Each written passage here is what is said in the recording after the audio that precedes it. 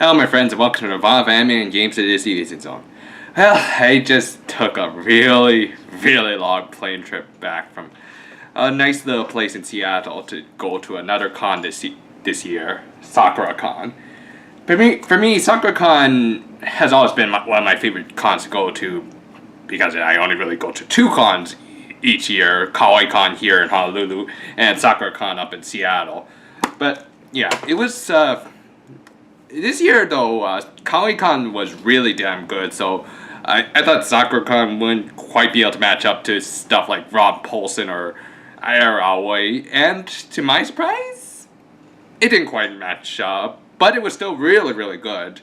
It's just that Kawaii-Con this year was fantastic, so it's hard to beat somebody who has Air Aoi. I mean, this year they had Gardalina, I think, who did the second opening to Kill la Kill, but nothing much else. I think they'll do more. I do want to hear Gardalina do more anime songs, but yeah, we didn't.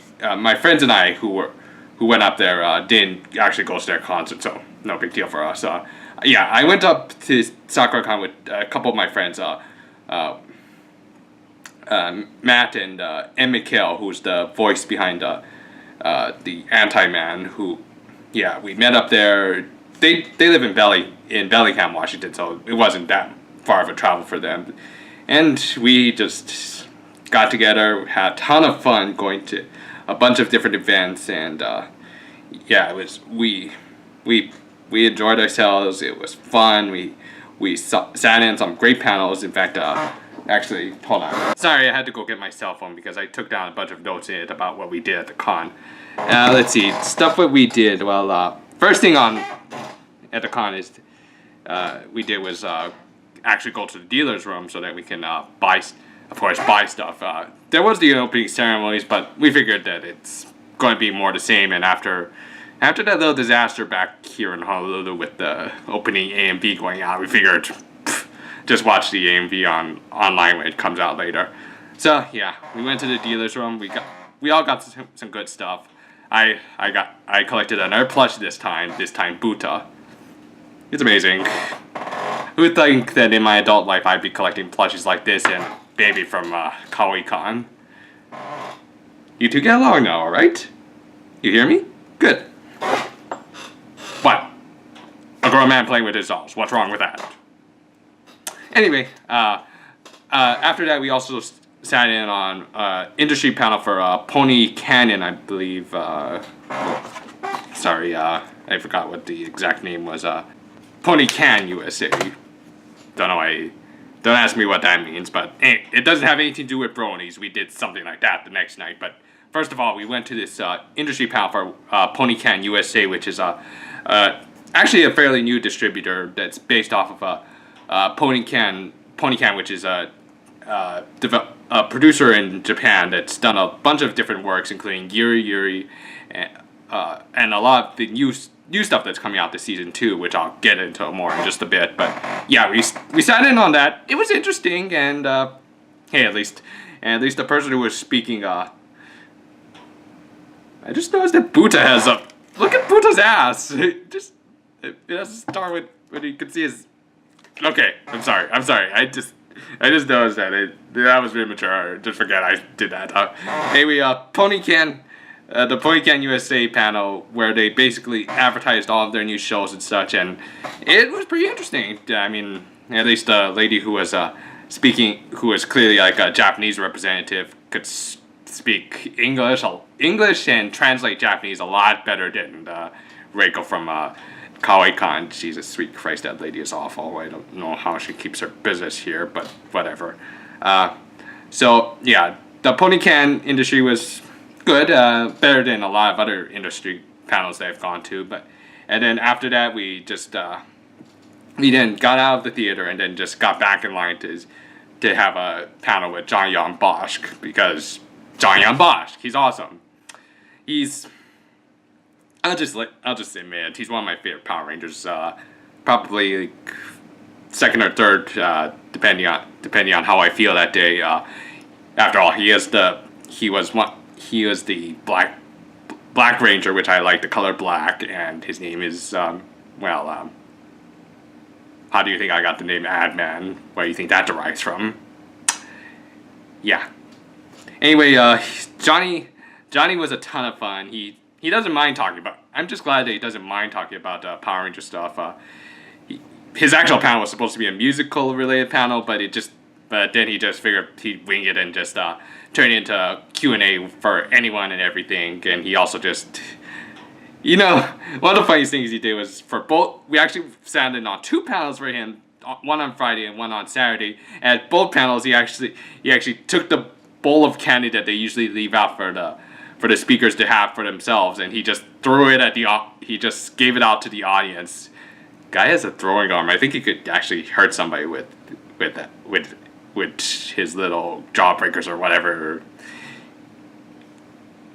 Martial arts, I guess, helps you with your throwing arm or something. So yeah, he was a ton of fun just to sit in on, and he joke around. He was hilarious. We love that. Let's face it, we all love that guy.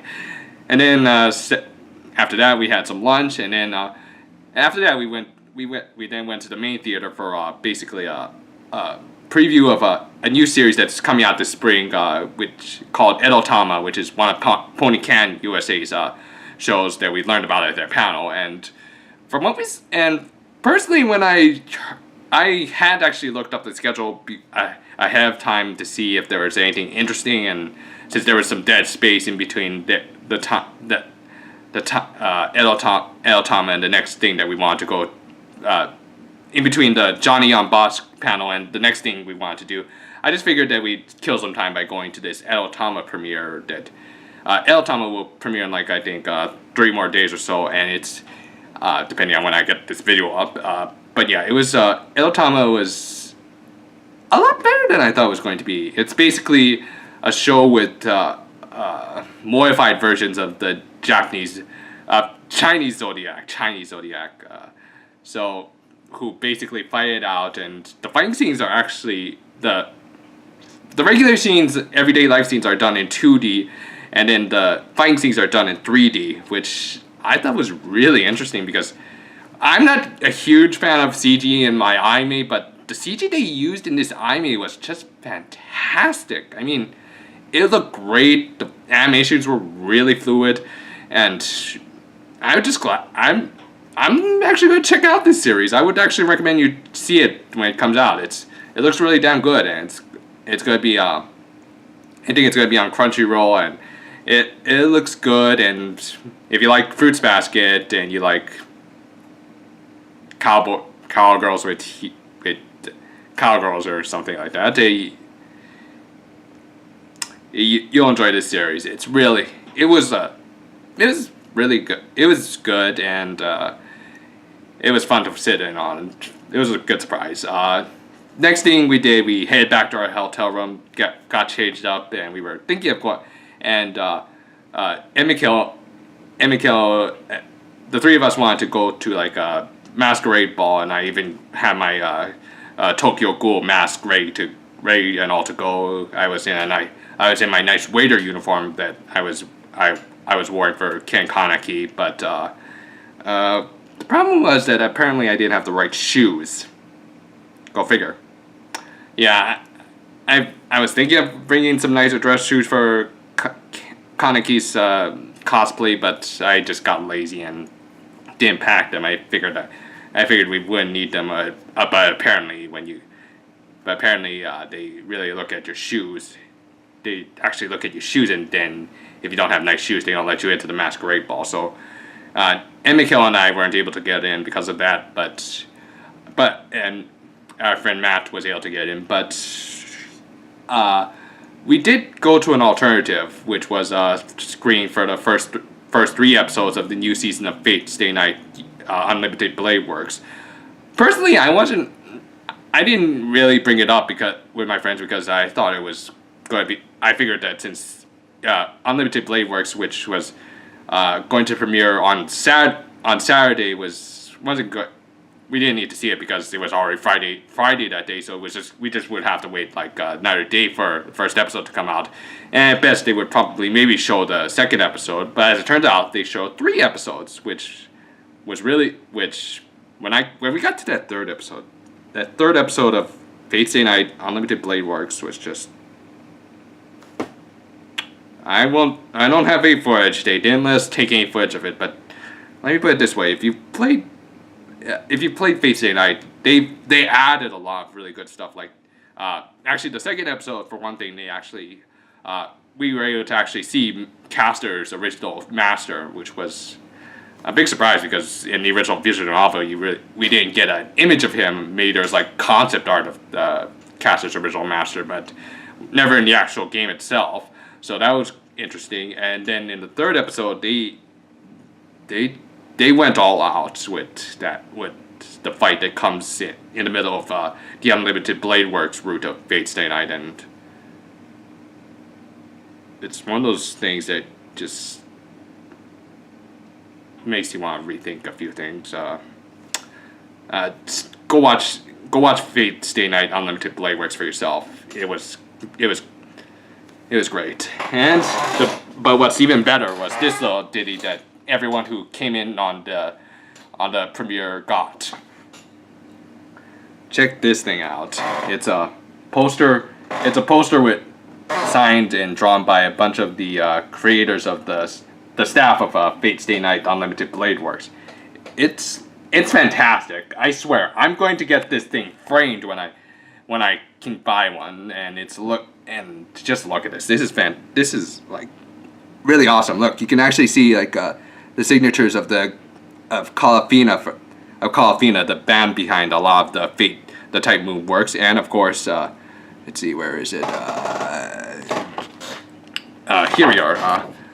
This one right here. Look, it's of this mushroom one. It's of Kinoko Nasu, the original author, the big guy behind Type Moon. Like, this is awesome. This is like for me, it's like getting the Lauren Faust, the Type Moon equivalent of getting Lauren Faust's signature on a poster, because this thing is awesome. I'm gonna hang it up. I'm just really happy right now, as you can see. So after that, we met up with Matt. And then we got together again, and after that we went to a rave at the con, not in a safe place, okay? It was a rave at the con, and it was a ton of fun. We blew out ourselves a bit, but that's what you're supposed to do, isn't it? And then on Saturday, we sat in on a Funimation panel. It's standard stuff. The interesting thing that we learned was, before anyone else, was the cast announcement for Danganronpa, the animation, which, yeah, if you've seen it on the Anime News Network, you should know what it's like, but if you haven't, let me just put it this way. Almost all of the voice actors were replaced, except for Bryce Papenbrook, who lives in Texas, but resides in California now. But I guess he's going back to Texas to dub for Funimation for Danganronpa the animation. But the rest of the cast of Danganronpa was replaced with Texas actors instead of the original California actors they used in LA actors, I should say, in the video game, which I think was for the better, because at least now I have a reason to actually buy the animation. Yeah, I'll buy it because I'll buy the animation for one reason. Greg Ayers as Monokuma. Greg Ayers as Monokuma. You win this round, Funimation. You win this one. You'll get my money. Okay? Damn you. So, after that, we then went to the next Johnny on Bosk panel, which he actually got on his cell phone and called Jason David Frank, the actor of Tommy Oliver, the green, red, white, Black Ranger. The guy who did a bunch of Rangers in Power Rangers, and yeah, we couldn't. He just had him on a cell phone, and we couldn't quite make it out, but we could basically tell that he was just playing along with Johnny's nonsense, and it was a ton. It was a ton of fun. It was a ton of fun. Johnny just joked around a bunch. It was hilarious. After that, we got some food, and then we sat in a panel with Bryce Papenbrook, who's basically the same thing as I mentioned in my Sakura Con vlog. If you want to know what that was like, go watch my Sakura Con vlogs, please.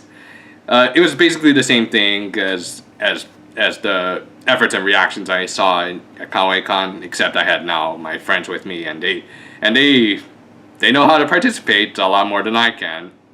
They have better lungs than me, that's for sure. Anyway, after that, we headed back to the hotel room, watched the season 5 premiere of My Little Pony, and then went to a My Little Pony fan panel at the con at like 10ish. And, well, we ended up watching it again because we didn't actually think that maybe they would show it again, but actually it was my idea to watch the season 5 premiere, so stupid me. But still, yeah, it was fun just to see everyone's reactions to that season opener. If you haven't seen the season 5 premiere of My Little Pony Friendship is Magic, just be prepared, because it's going to be something that you're going to say, you're going to question what the TVY7 rating means these days.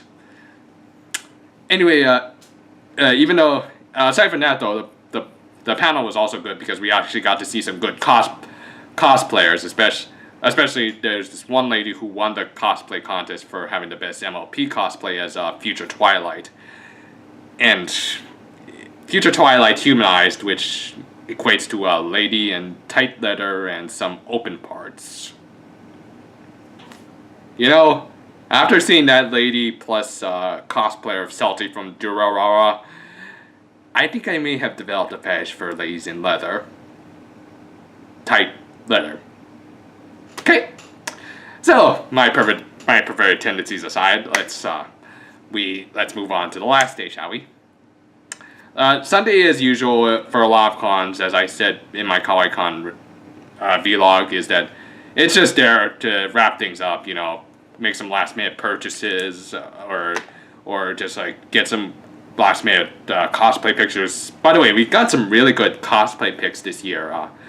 I let Ed Mikhail guys take the pictures, but yeah, it was we got some good ones, and then we also watched a movie Matthew recommended that was called A Letter to Momo, which is a really not really, but pretty good movie actually. It kind of looks like a Studio Ghibli work, even though it's not Studio Ghibli work. It felt a little bit. I won't spoil what exactly it is, but let's just say it kind of blended elements of Spirited Away. In fact, it had characters that looked like they were from Spirited Away, but it didn't quite have that level of like Spirited Away insanity or fairy tale-ness, but it was still a pretty good movie. I would recommend you check it out if you have the chance. Give it a rent at least. And then after that, we went to this little panel with for David Vincent, who's like, yeah, I forgot to mention that we also sat in on Saturday. We sat in on English stuff for the 25th episode of Kill la Kill with David Vincent. That was fun, and we got to see it first, so The 25th and David Vincent basically on Sunday was having mock tryouts for voice acting. So my friends, of course, who want to get into voice acting, really tried their hardest to at least get picked, because, well, actually, since they had to pick it out of a huge audience, so it was all about the luck of the draw. Unfortunately, they could go up. ran out of time, I'm afraid. But still, we were able to see some pretty good actors. Personally, they also picked out winners at the end. Personally, I think like there's this one lady who should have won, but that's my opinion, and my opinion doesn't count now, does it, these days? Whatever. Point is that they picked out some winners. Unfortunately, my friends were able to go up and show their stuff, but c'est la vie.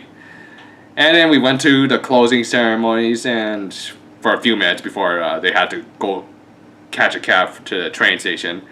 And yeah, that they my friends left on Sunday, and then I just got back today on Monday, and I am like tired. I need to probably should do some laundry now and unpack the rest of the junk in my backpack. But before that, I'm gonna just edit together this little vlog and post it up as soon as I can. I'm still working on the Digimon Cyber Sleuth review. I'll get that up as soon as I finish the game and get a script down and everything.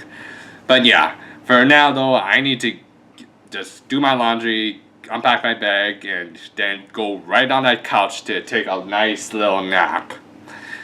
Until then though, farewell for now, my friends, and enjoy it, and I hope you guys also get a chance to see some good cons out there.